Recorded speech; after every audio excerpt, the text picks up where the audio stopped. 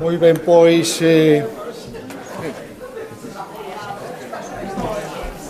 ponte aquí. Como queiras. Sí, vale.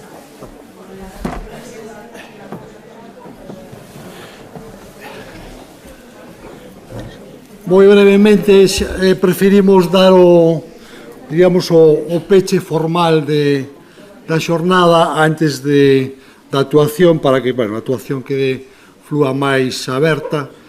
Entón, dunha maneira moi resumida, en nome da Academia, pois, como dixen moitas veces ao longo do ano, o Día das Letras Galegas, a Academia pon o santo ou pon a santa, o santiño ou a santiña, pero quen fai a festa é a Comisión de Festas do lugar. Neste caso, nós poñemos a figura, pero é todo a rede asociativa, cultural do país, a que decide como vai celebralo, canto vai celebralo, onde vai celebralo, etc. Neste ano, pois eu creo que foi, como se dixo aquí, o santo que puxemos, que foron as cantareiras, nomeadamente as 6 que puxemos sobre a mesa, pois foron uns santos ou unhas santas que a xente acolleu moi ben e a que lle fixo a festa en moitos lugares por todo o longo e o ancho de Galicia. E, por tanto, efectivamente, estamos moi contentos e, como dixemos pola mañá, a sensación que temos de que conseguimos axudar a empoderar e conseguimos axudar a dar visibilidade e recoñecemento a todo, non só unha tradición cultural, ao pobo que está detrás da tradición cultural, sino a toda a xente que levaba moito tempo traballando por recuperala, por dignificala e por lanzala cara ao futuro. Richie Casas fala reiteradamente da xeración túnel e logo, cando fala da xeración que ven despois da túnel, non lle atopa un nome. A xeración que viñemos agora, temos que buscarlle un nome a esa xeración. Non,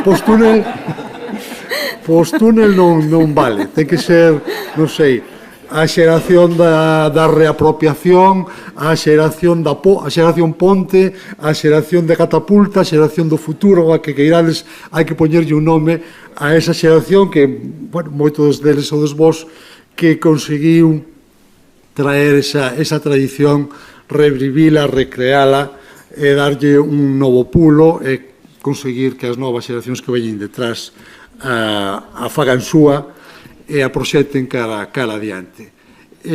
Pola nosa parte, a verdade é que temos que, pola parte da Academia, agradecer todo ese traballo que se veu facendo, que aquí intentamos representar, María e compañía, a través das persoas que estivestes na mesa, que van estar aínda agora, agradecervos enormemente o vosso traballo, todo o que fixestes ao longo do ano, a resposta que nos destes as nosas peticións de colaboración, e tamén as institucións que nos axudaron, neste caso, de maneira moi particular, o Concello de Muxía. Non sei se vos queredes engadir algunha palabriña máis sobre isto pola parte da Academia. Si, eu simplemente afondar na idea do agradecemento ás persoas que acudiron, porque xustamente moitas delas tedes dedicación no mundo da música e sabemos o esforzo que o mellor é que hai xa semanas bloqueásedes na vosa xenda, pero creo que este día, hoxe, tivo algo desa maxia que tivo o ano tamén.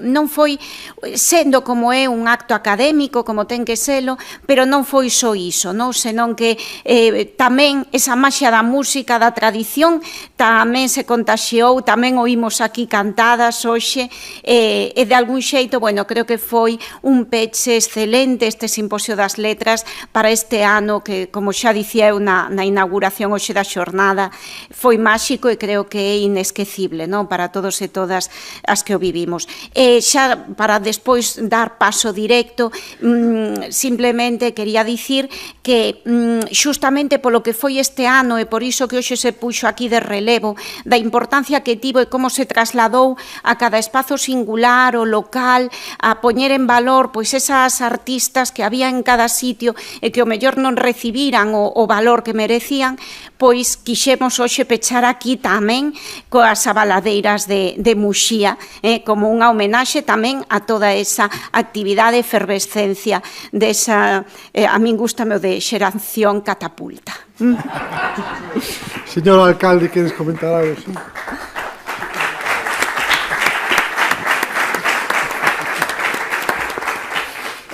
Bueno, boas tardes a todos e a todas. Bueno, hoxe xa falamos pola mañán, por certo, non había tanta xente como ahora, dá gusto. Veñen pola música. E, bueno, nada, como Concello estamos moi orgullosos de que estedes outra vez con todos nós e volvo ao mismo, non? Creo que foi un auténtico acerto pola Real Academia pois nombrar as cantareiras este ano e de alguma maneira pois que siga vivo toda a nosa cultura, toda a nosa forma de vivir, non? De alguma maneira. E, sin máis, para cerrar, agradecer ás abaladeiras todo ese traballo, todo ese esforzo día a día, que é a única forma, é a mellor forma de facer que o noso folclore que siga vivo. Nada máis. Moi ben. Vamos